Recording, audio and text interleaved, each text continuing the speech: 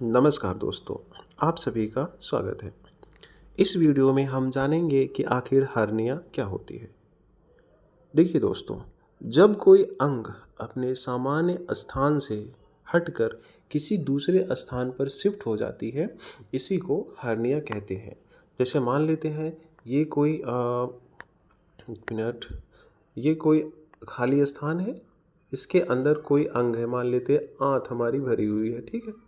तो कोई अंग जब अपने सामान्य स्थान से हटकर किसी स्थान बी यानी किसी दूसरे स्थान पर जाकर शिफ्ट हो जाती है, इसी को हम हार्निया कहते हैं।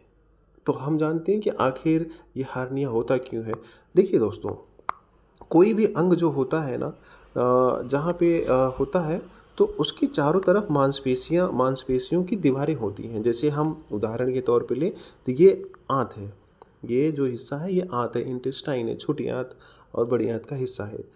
तो ये जिस दीवार के ऊपर होती है ना, तो उसमें क्या होता है, कभी कभी कमजोरी आ जाती है। ये जो दीवार होता है ना, जिस दीवार के ऊपर लाई करती है, लोकेट होती है, तो इस दीवार में कभी कभी कमजोरी आ जाती है। कमजोरी आने की वजह से ये जो दीवार होती है वो फट जाती है, और फटने की वजह से आंत का कुछ हिस्सा उस फटी हुई दीवार से बाहर निकलकर दूसरे स्थान पर शिफ्ट हो जाती है। जैसे यहाँ पे ग्रोइन हिस्से में आके शिफ्ट हो गई है।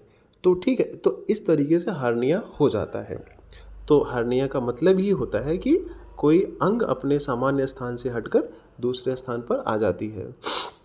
अब ऐसा क्यों होता है? ये बहुत सारे कारणों से हो सकता है। जब कोई व्यक्ति ज़्यादा हैवी लिफ्टिंग करता है, यानी कि बहुत भारी वज़न उठाता है, तभी उसको हार्निया हो सकता है। क्यों? क्योंकि ज़्यादा भारी वज़न उठाने से ये जो मांसपेशियों की दीवार है, इस पे दबाव पड़ता है। दबाव पड़ने की वजह से क्या होता है, ये दीवारें कमज़ोर हो जाती हैं, जिसकी वजह से हार्निया की पॉसिबिलिटी बढ़ जाती है। दूसरा कारण अगर मैं कहूँ तो वो होता है लगातार खांसी। यानी अगर आपको लगातार खांसी आ रही है, तब भी ये जो दीवार है इस पे दबाव बनेगा। दबाव बनने की वजह से ये दीवारें फट सकती हैं। तो अगर आपको खांसी है तो आप कोशिश करिए कि या तो आप दवा लीजिए और उसका ट्रीटमेंट करिए, या फिर आप जो है खांसी आप आराम से लीजिए। चौथा कारण इसका होता है कॉन्स्टिपेशन। यानी लगातार अगर आपको कब्ज की शिकायत है, तब भी ये मांसपेशियाँ यानी जिसके ऊपर हमारा आंत टिका हुआ होता है, वो कमज़ोर हो जाती है, तो और फिर हार्निया हो जाती है। ठीक है, तो ये सारी चीज़ें हैं। अब इसमें हार्निया बहुत सारे प्रकार के होते हैं। एक होता है इंग्वाइनल हार्निया, यानी कि जब आंत इंग्वाइनल के रास्ते से दूसरे स्थान पर शिफ्ट हो जाता है, इंग्वाइनल हार्निया। जांघ के ऊपर भी हो सकता है, तो इसको फीमोरल हार्निया कहते हैं। कहीं कटा इंसिजनल हार्निया कहते हैं। तो हार्निया बहुत सारे प्रकार का हो सकता है।